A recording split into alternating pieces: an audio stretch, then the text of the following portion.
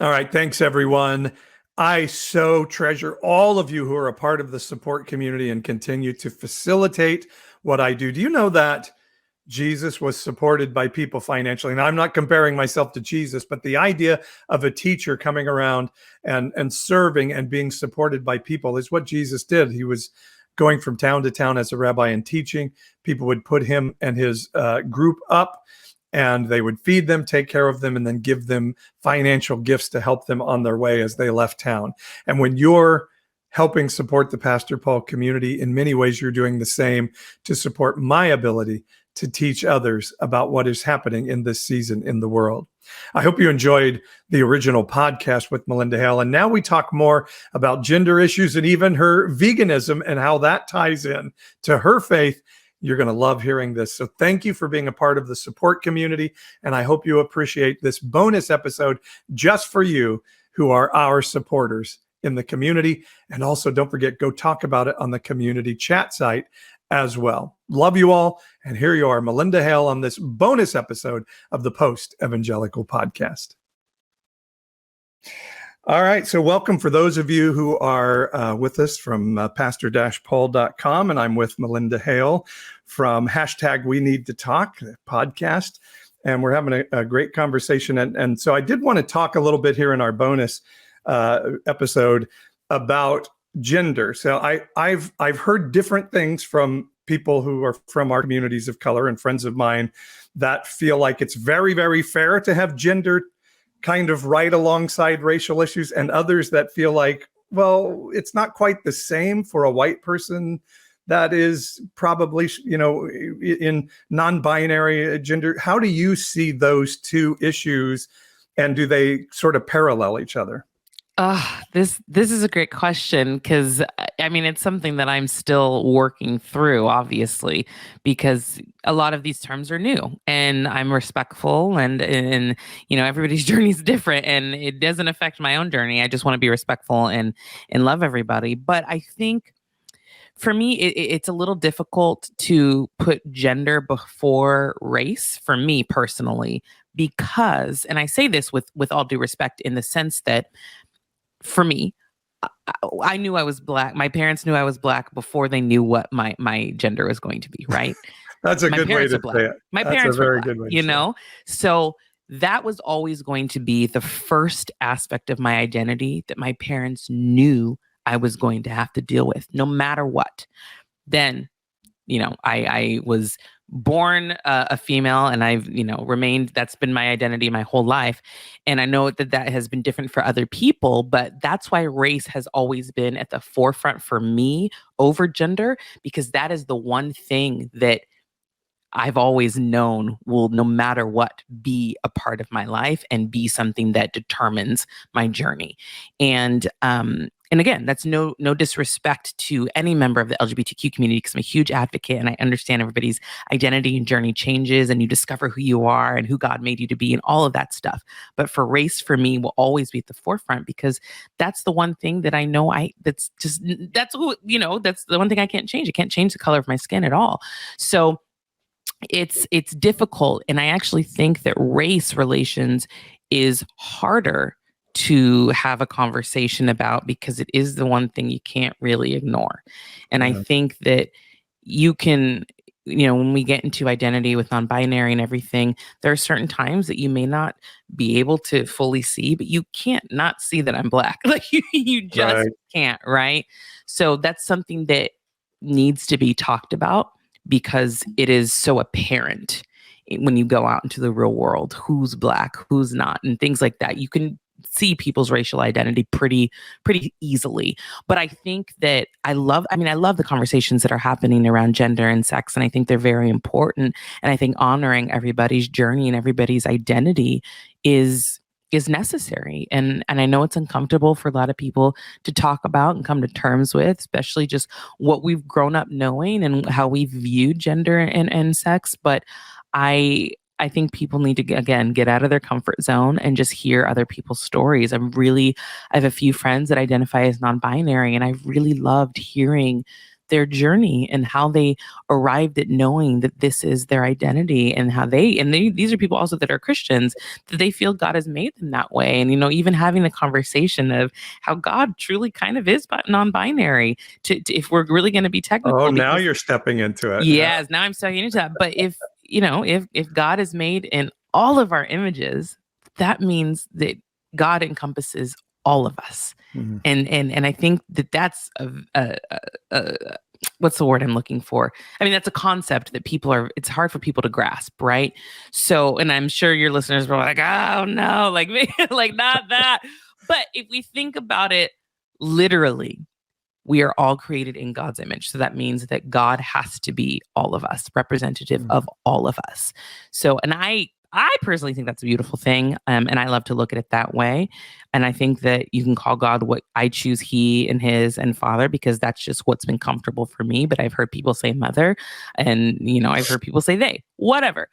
Your worship's going back, your prayer's going back to the same place. And yeah, I don't know how to wrap all those thoughts up, but it's a good one. And it is a difficult issue in all of these. And that's why I just think with really good hearts and humble hearts, we enter into them. And, I now hardly even use the term God anymore. I'm sort of like the spirit of heaven, or the goodness of heaven, whatever God looks like to you.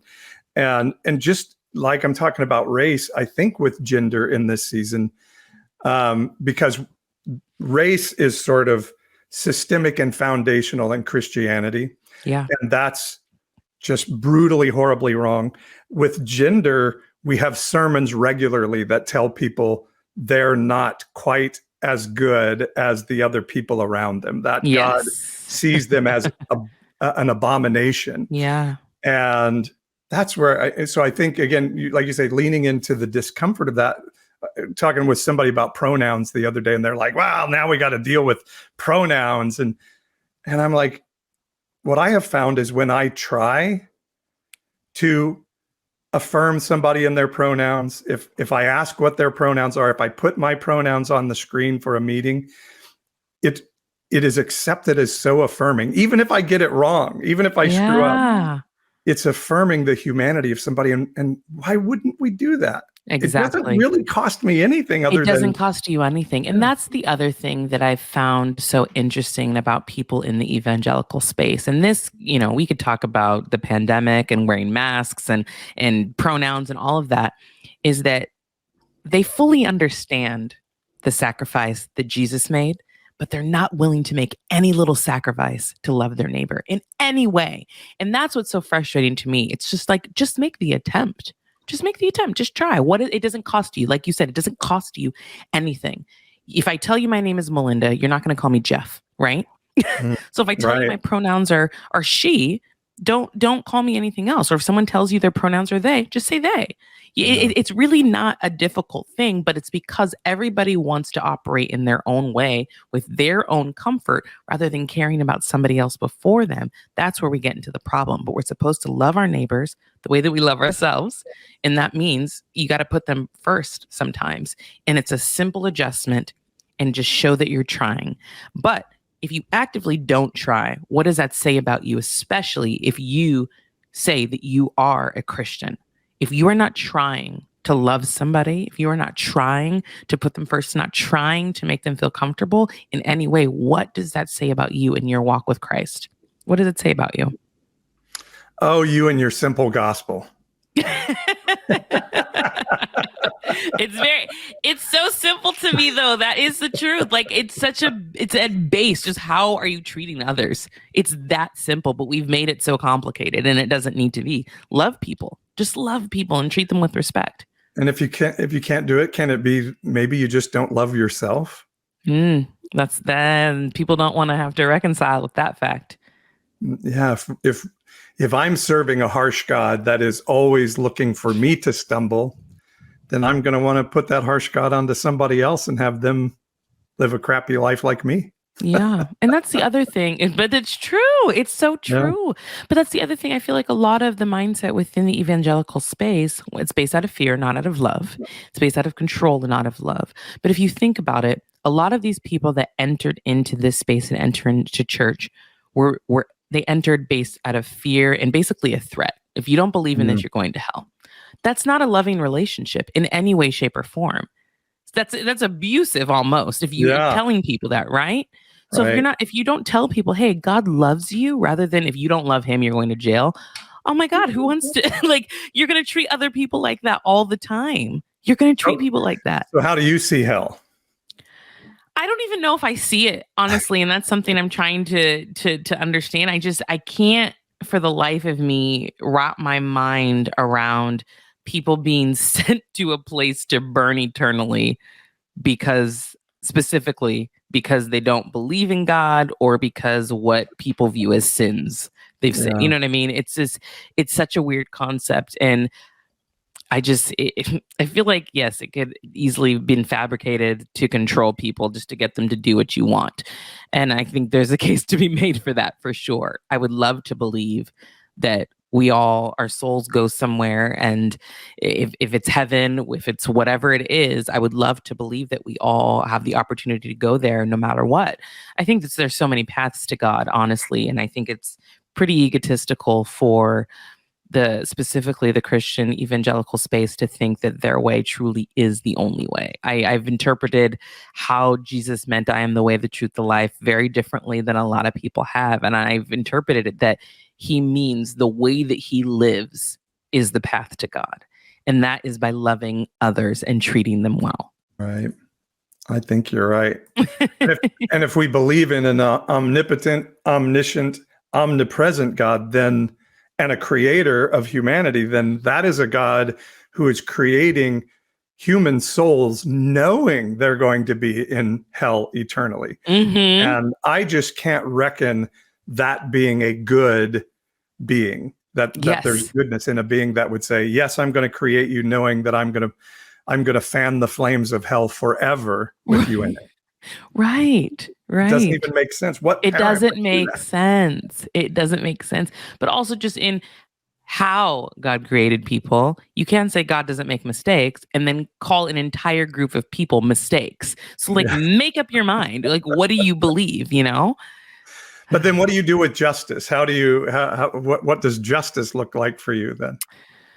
Oh gosh, someone asked me this a while ago and I truly didn't have the best answer, but I will quote someone whose work I followed. I was blessed enough to have him on the podcast, and his work I absolutely recommend. Dr. Cornel West.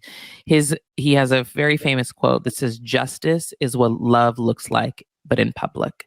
And I love that phrase. And that to me, that's what it is. That's exactly what it is. Justice is what love looks like in public.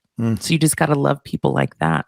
It really is that simple, though. It truly is. But when I heard that phrase, I was like, that's it. That's it. He nailed it. I love his stuff.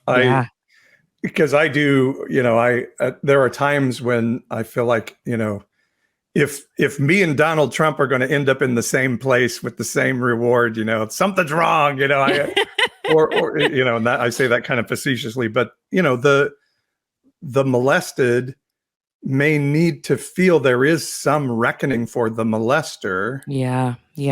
And maybe there is a healing where we can forgive that. I don't know, but when I see in the Bible, I see fire as a purification tool, and rather than a tool of punishment. And so I guess I hang on to that to think, like the boys in the fiery furnace, the fire burned off their ropes.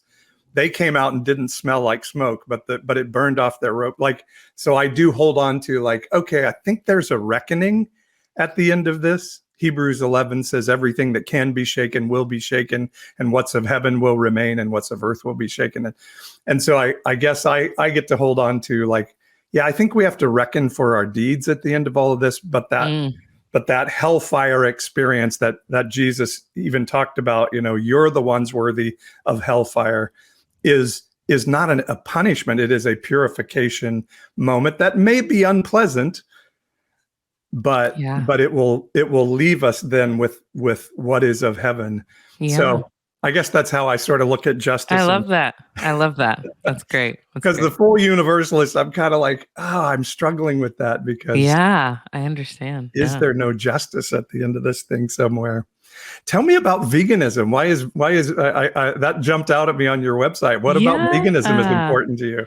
Yeah, I mean, I've been a vegan for 17 years. I joke I was vegan before it was cool. Oh, you were a vegan before it was cool. Yes, Yeah. I was vegan when people were making fun of vegans. Now vegan's like the thing, right?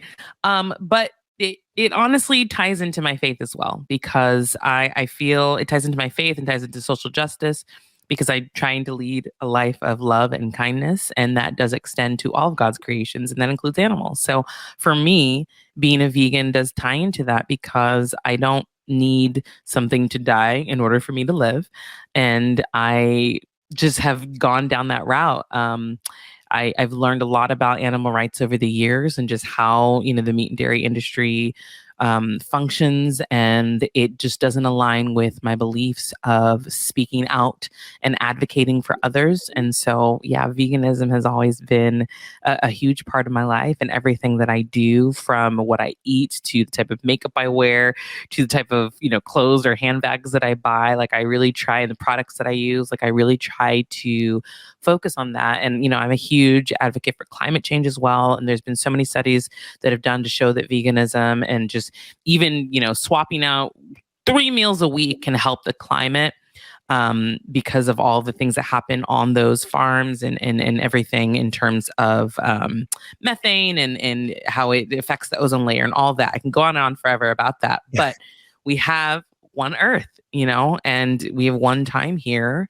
And I think, God created everything, and we need to respect everything. And so my love and my kindness and my advocacy doesn't just extend to humans, it extends to animals too. So that's why veganism has been such a huge part of my life. This would be kind of a silly question, but sincere at the same time. I had some amazing carnitas visiting my daughter down in Hollywood the other day. So was that a sin for me to eat that slaughtered pig? Because I'm going to tell you, it was fantastic.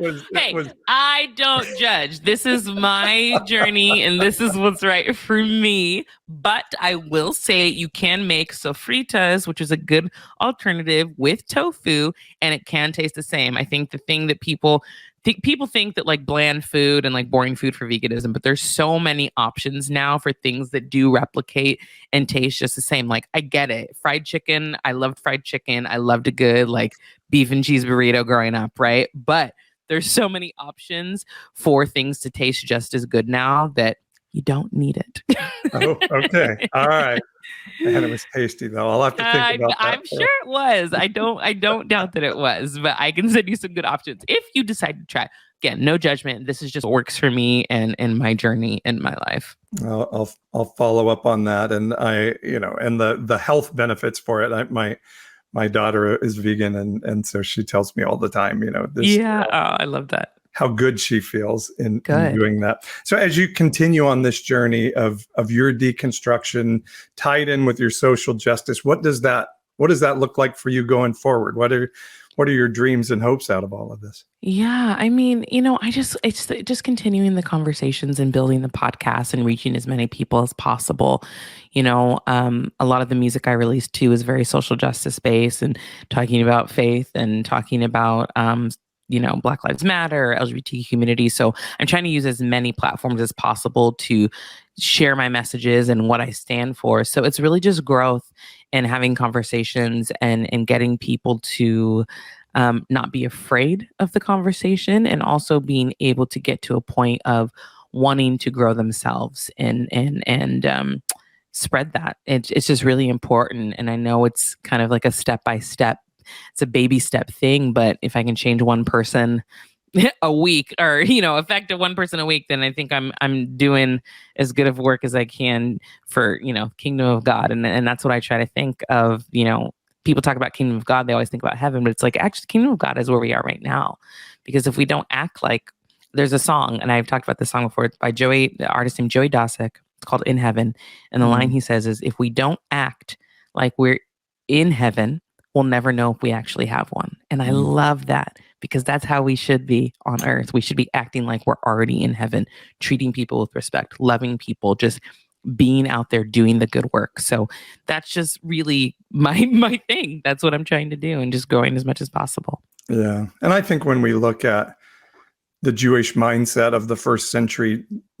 When Jesus was talking about the kingdom of heaven, or in Matthew, they would call it the kingdom of God, he was talking about something on earth. And yeah, absolutely. And that's why he prayed, let it be on earth as it is in heaven. Yes. Yes. So I think you're right on. But so changing a person a day, what does that change look like? What's success for you in social justice in America today? Success for me is anytime someone comments, messages, emails, and thanks me for what I said.